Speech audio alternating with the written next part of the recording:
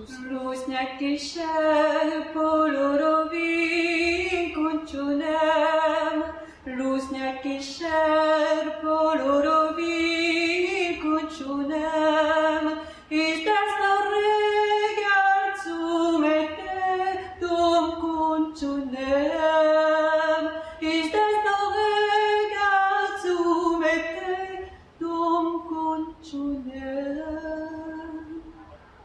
Ce chant, c'est le chant d'Aroussia. Aroussia, c'est la femme de Carpis. Carpis, c'est le jardinier du palais. Ils habitent tous les deux dans une toute petite maison, au fond du potager, au bord du fleuve, surplombée par les terrasses de marbre blanc du palais. Aroussia chante toute la journée. Elle est heureuse parmi les fleurs et les plantes. Et son chant émerveille les jardins et monte jusqu'au palais. Mais sur la terrasse, ce jour-là, le roi Aram regarde le fleuve sans rien voir. Il n'entend pas le chant d'Aroussia. Il ne voit pas le soleil qui miroite sur l'eau, ni les voiles qui remontent l'onde. Non. Il a les yeux pleins de larmes. La reine Alvar, sa femme, s'étiole. Elle n'a plus le goût de rien, ni le goût de vivre, ni le goût de la nourriture. Il a tout essayé. Les cadeaux les plus précieux, refaire la décoration du palais, les régimes les plus fantasques, les magiciens, les rebouteux, les médecins les plus réputés, rien n'y fait.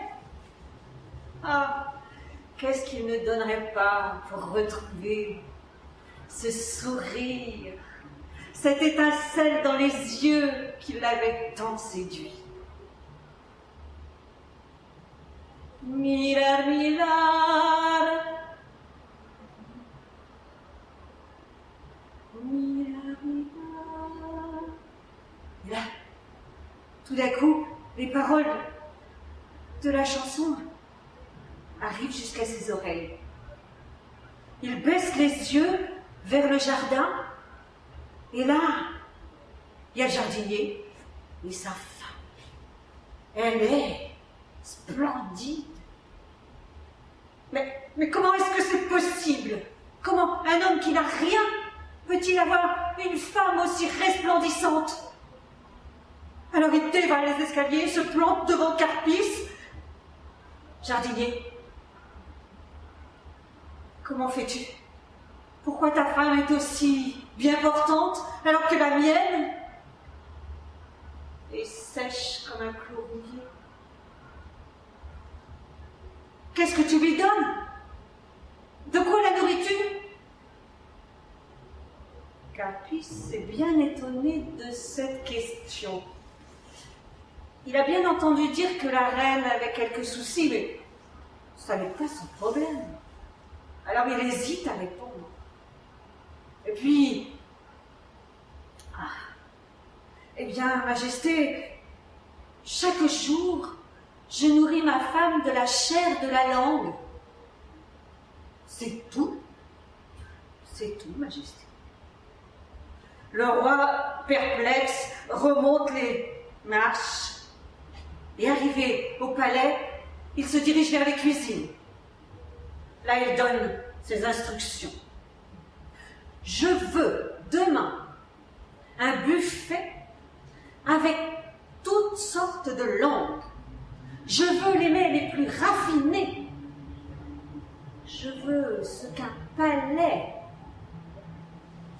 aiguisé peut exiger. Le lendemain, on dresse le buffet dans la salle d'honneur. Il y a là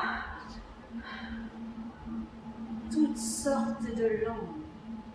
Des langues de bœuf, des langues de veau, des langues de mouton, des langues de lapin, des langues d'aigrettes, cuisinées de toutes les façons, bouillies, rôties, braisées, pochées, frites, confites, avec toutes sortes de sauces, de toutes les couleurs de l'arc-en-ciel, et toutes les odeurs épicées du monde entier. Le roi est satisfait.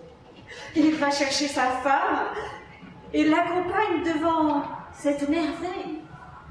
Ma rose, ma petite rose, regarde, tout ça c'est pour toi. Choisis ce qui te ferait plaisir.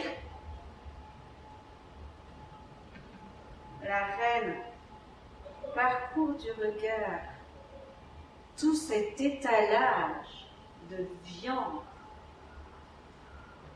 de couleurs, d'odeurs, et elle a haut le cœur et repart en courant vers ses appartements. Le roi est dépité. Cette nuit-là, il n'a pas bien dormi. Debout sur la terrasse, sous les étoiles et sous la lune, il a réfléchi. Et le lendemain matin, à la première heure, il a pris sa décision. Il a dévalé à nouveau les marches, s'est planté devant Carpis, le jardinier. « Jardinier, tu vas prendre avec toi ma femme pendant 6 mois. Et ta femme va venir au palais. » Les désirs des rois sont des ordres. Et le soir même, on procède à l'échange des 2 femmes. Dans la réalité, 6 mois, c'est long. Dans une histoire, il suffit de 2 mots. Les 6 mois ont écoulé. Les 2 femmes se sont présentées devant le roi.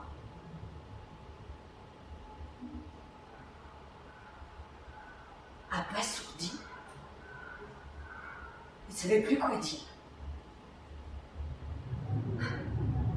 La reine Alvar avait repris ses formes, généreuses, sa chevelure brillante, son sourire radieux, son étincelle dans les yeux. Alors qu'Arustia s'était éteinte. Plus de lumière dans les yeux, plus de sourire. La vie semblait s'écrouler d'elle-même. La colère a commencé à monter et il a sommé les 2 femmes de s'expliquer. Arustia a pris la parole en premier. « Majesté, Majesté, il faut que je vous dise. Chaque jour, Carpis, mon mari, quand il rentre du travail, qu'il ait à manger ou non, il me raconte sa journée. Il me raconte les graines qui germent, les fleurs qui s'épanouissent, les arbres qui respirent, les fruits gorgés de sucre. Il me raconte la lune, les étoiles, et quand il a fini, il fait de la musique. Il me raconte des histoires, il me lit des poèmes, et nous passons des soirées comme au paradis. Et la reine Alvar renchérit, oh, lumière de mes jours, oh mon roi, si tu savais cet homme, il a toujours le mot juste, le mot vrai, la parole qui fait du bien, la parole qui arrive jusqu'à votre âme, qui vous nourrit de la chair de la langue. Nul ne sait si le roi a compris. Mais certains, très optimistes, disent que de ce jour, chaque soir, le roi a pris du temps pour raconter une histoire à sa femme et qu'elle a fini sa vie heureuse et épanouie. Mais d'autres disent que de ce jour, les 2 femmes ont décidé de rester vivre avec le jardinier.